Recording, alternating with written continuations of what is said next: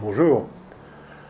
Alors aujourd'hui, on va se lancer dans la fabrication, ou la tentative tout du moins, de fabrication d'un lance-bille à partir de cette branche que j'ai récupérée en forêt, qui a été abandonnée par les bûcherons, comme en témoigne encore un petit coup de tronçonneuse rageur mais avorté. Nous allons passer un moment ensemble pour voir les principales étapes de cette fabrication. Donc prochaine étape, eh bien, on va couper, écorcer, éliminer toutes ces parties inutiles et ensuite façonner.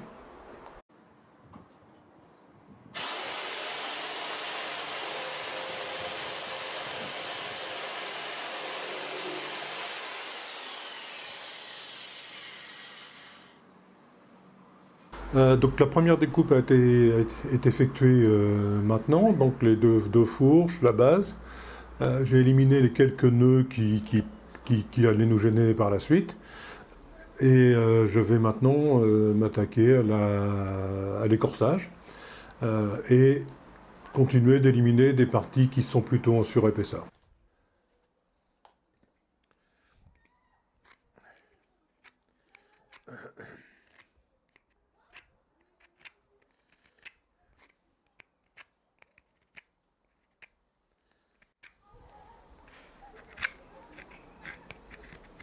On va essayer de ne pas enlever trop de matière quand même.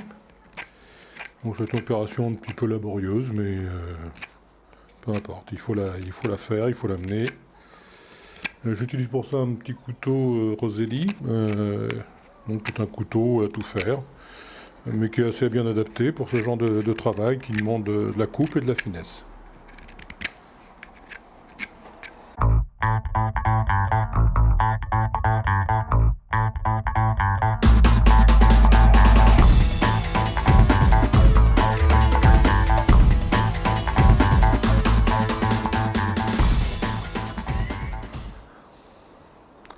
Donc là, voilà le résultat de ce qu'on a réussi à faire pour l'instant avec le couteau. Donc on va attaquer plus sur la meuleuse maintenant pour affiner. Encore un petit peu de couteau, un peu de meuleuse, peut-être un peu de râpe et puis on va voir.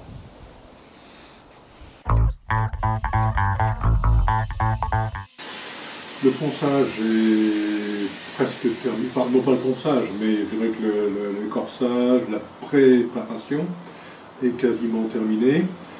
Là maintenant je vais passer à la phase de mise en forme et à définir le sens. Dans l'immédiat ce sera ce sens-là, donc j'ai déjà préparé un peu des empreintes ici. Et puis je vais conserver autant que faire se peut cette petite encoche qui explique la vie de cet arbre. Donc moi elle me plaît bien, ça fait partie de la vie, donc je crois que je vais la conserver, je vais essayer de l'améliorer un peu, la réduire ici. Donc là, l'étape, ça va être effectivement de finaliser la mise en forme sans trop enlever de matière, parce qu'il faudra être prudent. Ensuite, ensuite je vais faire les gorges de positionnement pour les fixations des élastiques et procéder également après ça au ponçage final, je dirais, ou de finition plus exactement, et à quelques finitions. Donc je continue effectivement ce que j'avais commencé à préparer. Donc là, la tenue en main, je vais décider qu'elle sera comme ça. Donc je vais faire un tout petit peu un peu de travail d'empreinte.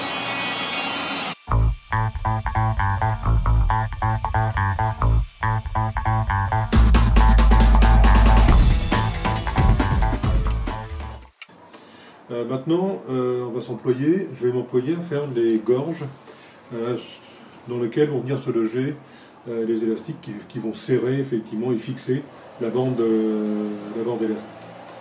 Donc je les ai préparés, je les ai tracés. J'espère que ça va aller parce que c'est une opération un petit peu plus délicate.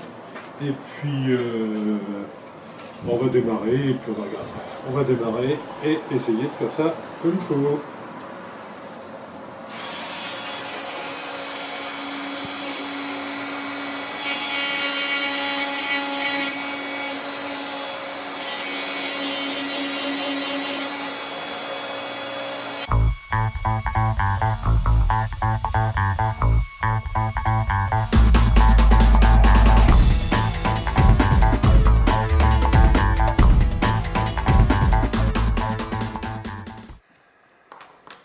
Donc j'ai terminé la première phase de ponçage au papier de verre. Je vais maintenant finaliser avec la laine d'acier. Après quoi, je passerai ce vernis, qui est un vernis spécial modélisme, qui a le gros avantage d'être totalement incolore et qui va et également qui protège effectivement des intempéries, de la pluie, je dirais, qui imperméabilise la pièce. Donc on va passer au ponçage. Donc, achever plutôt le ponçage avec la laine d'acier pour avoir une surface la plus douce et la plus finie possible.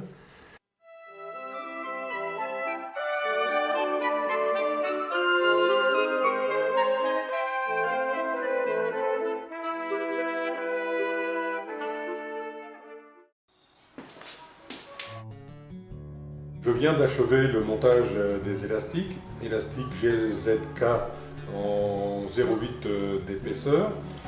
J'ai certes un tout petit peu galéré pour le montage. L'habitude viendra avec la pratique, bien entendu, et sera encore mieux la fois prochaine. Je suis assez satisfait du résultat dans l'ensemble. Alors, j'ai gardé effectivement la présence de nœuds naturels qui venaient se positionner très bien pour favoriser la prise en main. J'ai pu effectivement de place en place creuser un peu davantage pour profiter de cette ergonomie naturelle et la favoriser encore. Maintenant, il me reste juste à aller faire quelques tirs pour voir si ce qui paraît à peu près bien l'est réellement. Sur ce, je vous dis à la prochaine. À très bientôt. Au revoir.